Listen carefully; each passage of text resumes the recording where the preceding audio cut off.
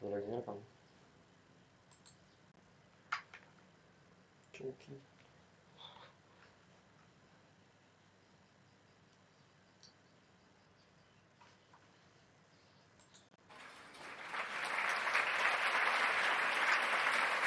Here's Priyanka.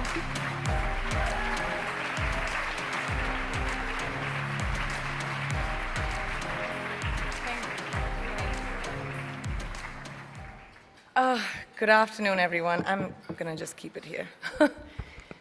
Good afternoon, everybody. This is Ava. She's 16 years old.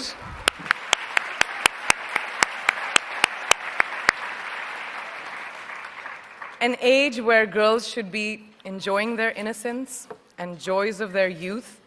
But she, at such a tender age, understands the importance of being a voice for her peers, an advocate for young girls and women around the world who may not have the opportunities that us sitting over here have. So receiving this honor from a hero like her makes this so much more exceptional. So thank you.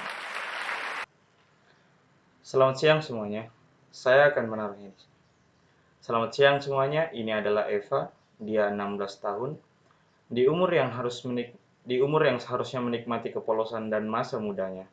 Dan di usianya yang mudah mengerti pentingnya menjadi suara teman sebaya dan menganjurkan perempuan dan wanita di dunia yang mungkin tidak memiliki kesempatan seperti kita duduk di sini dan mendapatkan penghargaan dari pahlawan seperti dia membuat ini lebih luar biasa. Jadi terima kasih.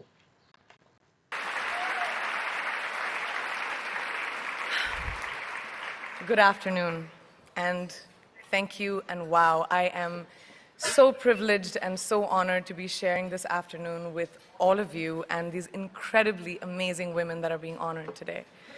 I'd like to extend my congratulations to each one of you, Octavia, Michelle, Kelly, Patty, and all 50 women that have been included in the Impact Report.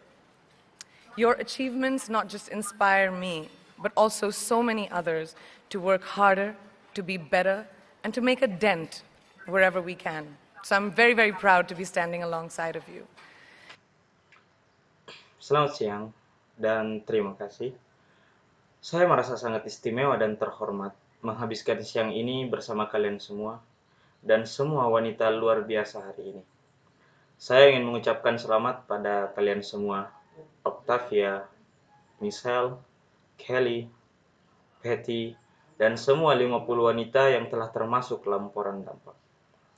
Pencapaianmu bukan hanya menginspirasi saya, tetapi membuat saya bekerja keras, lebih baik, dan mengejar semuanya yang kita bisa. Jadi saya sangat bangga berdiri di samping kalian. So in life, there are moments when you stop and ask yourself, how did I get here? Like, why am I standing here? Well, this is definitely one of those moments for me. And I find myself going back to the beginning, back to my roots. I was born to incredible parents, amazing parents who served as doctors in the Indian Army.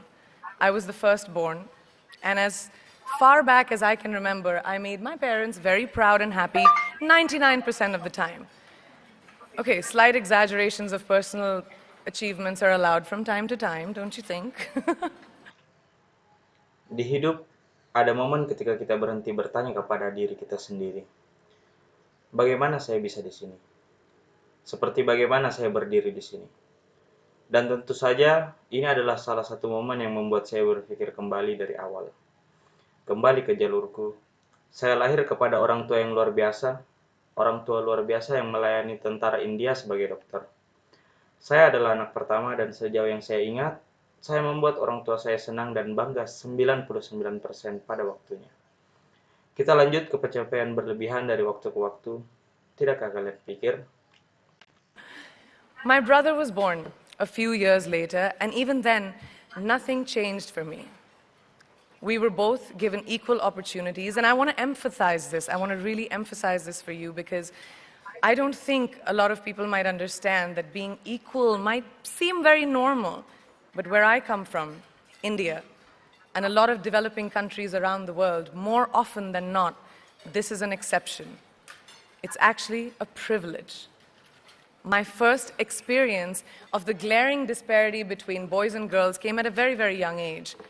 I grew up in a middle-class family with extremely philanthropic parents who constantly reminded me and my brother how lucky we were and how giving back to those who were less fortunate was not a choice, it was a way of life. Simple. Saudara saya lahir beberapa tahun kemudian, bahkan kemudian tidak ada yang berubah buat saya. Kita berdua dikasih kesempatan yang sama, dan saya ingin sangat menekankan buat kalian, karena saya tidak berpikir banyak orang yang tidak mengerti menjadi setara.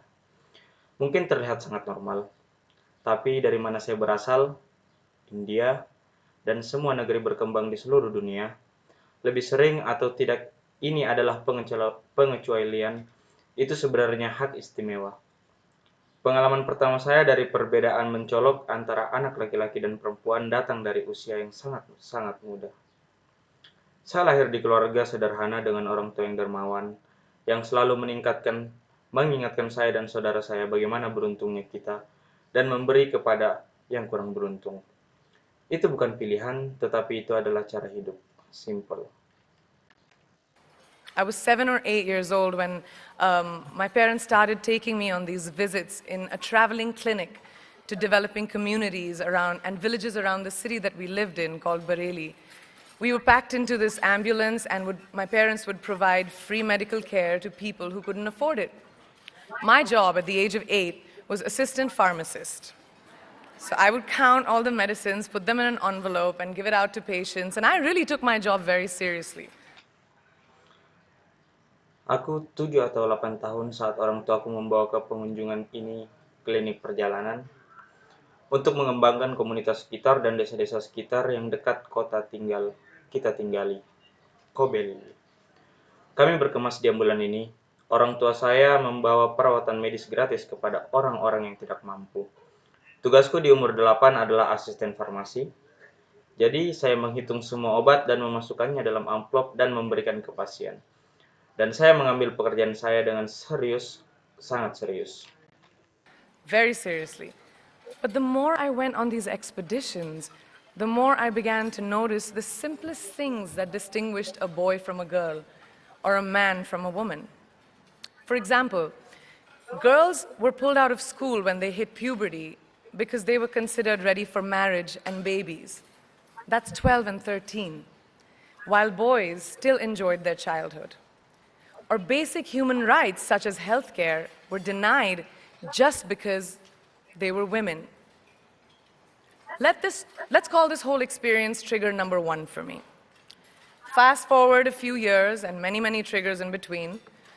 Like a producer-director, for example, early on in my career, I must have been about 18 or 19, telling me that if I didn't agree to the ridiculous terms or painfully low salary in his movie, that he would just replace me.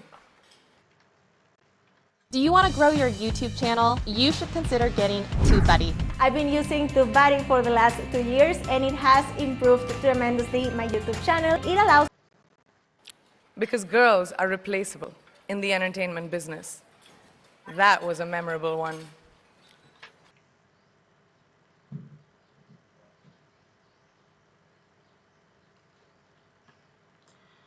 Tetapi semakin saya melakukan ekspedisi ini, semakin saya mulai memperhatikan hal yang paling sederhana yang membedakan antara laki-laki dan perempuan, atau laki-laki dan perempuan misalnya. Anak perempuan dikeluarkan dari sekolah ketika mencapai pubertas karena mereka dianggap siap untuk menikah, dan bayi yang 12 atau 13 tahun. Sementara anak laki-laki masih menikmati masa kanak-kanak mereka atau hak asasi manusia dasar, seperti perawatan kesehatan ditolak hanya karena mereka perempuan. Sebut saja seluruh pengalaman ini memicu nomor 1 bagi saya untuk maju cepat dan beberapa tahun dan banyak lagi di antaranya. Seperti produser sutradara misalnya di awal karir saya. Saya berusia sekitar 18 atau 19 tahun. Dia mengatakan kepada saya bahwa jika saya tidak setuju dengan persyaratan konyol atau gaji yang sangat rendah dalam filmnya, dia hanya akan menggantikan saya. Karena perempuan dapat diganti di bisnis hiburan yang tak terlupakan, membuat saya memutuskan untuk membuat diri saya tak tergantikan. made me decide to make myself irreplaceable. But I think what really moved the needle for me and ultimately led me to create the Priyanka Chopra Foundation for Health and Education, and around the same time partner with UNICEF, was an encounter with my housekeeper's daughter. About 12 years ago, I came home from set early one day, and she was sitting in my library reading a book. And she must have been 8 or 9 years old, and I knew she loved reading. So I asked her, I was like, it's a weekday, why aren't you in school? And she said, oh, I don't go to school anymore. So I went and asked her mother, and I said, why isn't she in school? And her mom said that her family couldn't afford to send her and her brothers to school, so they chose the boys. The reason: she would eventually get married and it would be a waste of money. I was completely blown, and it shook me to my core. Eventually, I decided to cover the cost of her education so that she could continue to learn, because education is a basic human right. Tapi saya pikir apa yang benar-benar menggerakkan jarum bagi saya dan pada akhirnya membawa saya untuk membuat Yayasan Priyanka Chopra untuk Kesehatan dan Pendidikan dan seterusnya, ketika mitra dengan UNICEF bertemu putri pembantu rumah tangga saya sekitar 12 tahun yang lalu. Saya pulang dari lokasi syuting 1 hari lebih awal dan dia duduk di perpustakaan membaca buku, dan dia pasti berusia 8 atau 9 tahun. Dan aku tahu dia suka membaca. Jadi aku bertanya seperti ini maksudku. Ini hari kerja, kenapa kamu tidak sekolah? Dan dia bilang, oh, aku tidak pergi ke sekolah lagi. Jadi saya pergi dan bertanya kepada ibunya. Dan saya berkata, Anda tahu mengapa dia tidak pergi ke sekolah? Dan ibunya mengatakan bahwa keluarganya tidak dapat mengirim dia dan saudara laki-lakinya ke sekolah. Sehingga mereka memilih anak laki-laki. Alasan dia akhirnya menikah dan itu akan membuang-buang uang saya. Saya benar-benar kaget dan itu mengguncang saya ke inti saya. Akhirnya saya putuskan untuk menanggung biaya pendidikannya agar dia bisa melanjutkan studi karena pendidikan adalah hak asasi manusia paling dasar.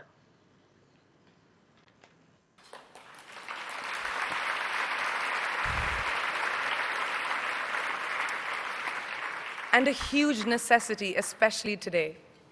From that point on, I was determined to make a difference in as many children's lives as I could, in whatever big or small way that I could contribute.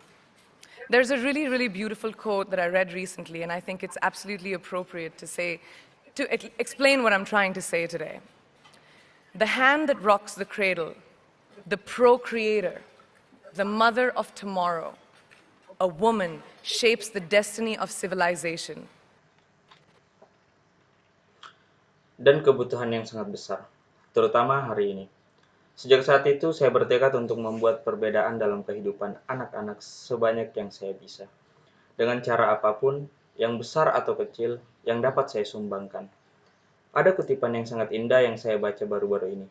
Dan saya pikir, itu benar-benar tepat untuk menjelaskan apa yang saya coba katakan hari ini. Tangan yang mengguncang, buayan sang prokreator, ibu masa depan, seorang wanita membentuk takdir peradaban.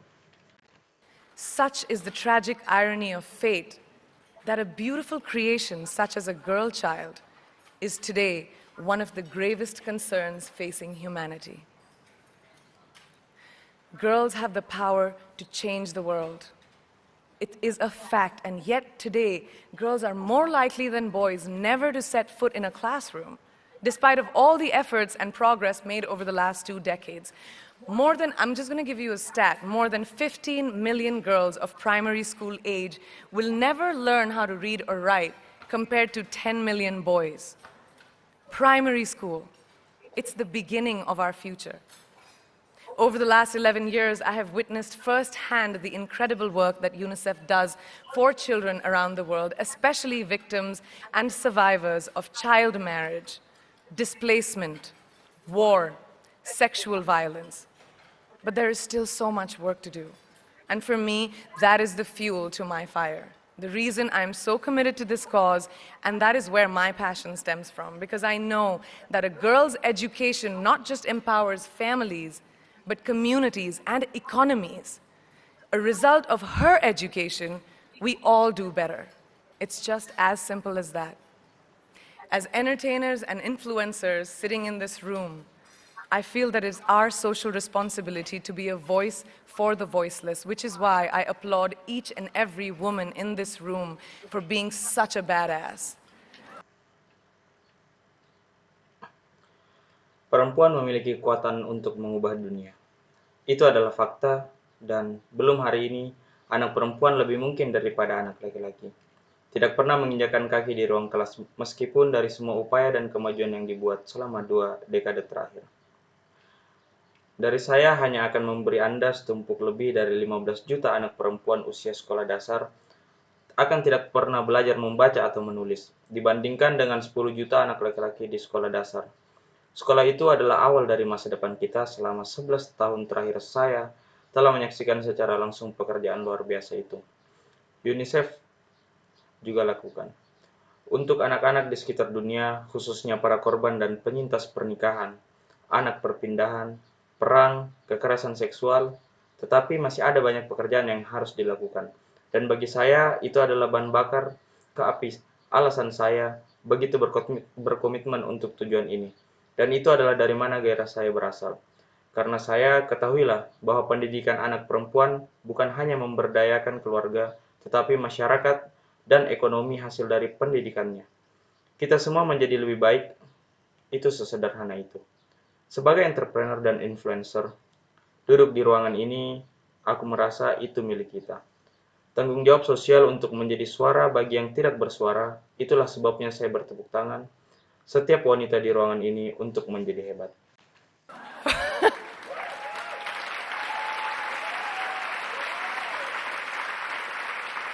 For using your platform and your voice to contribute to change and for ensuring that there is not even one lost generation as long as we are alive.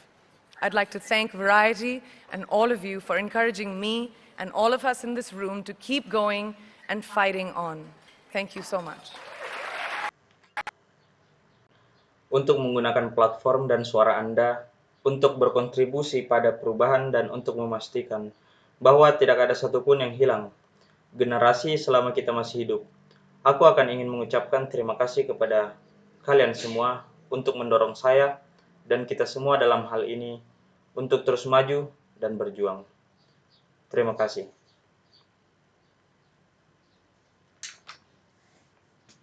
Matikan ini apa?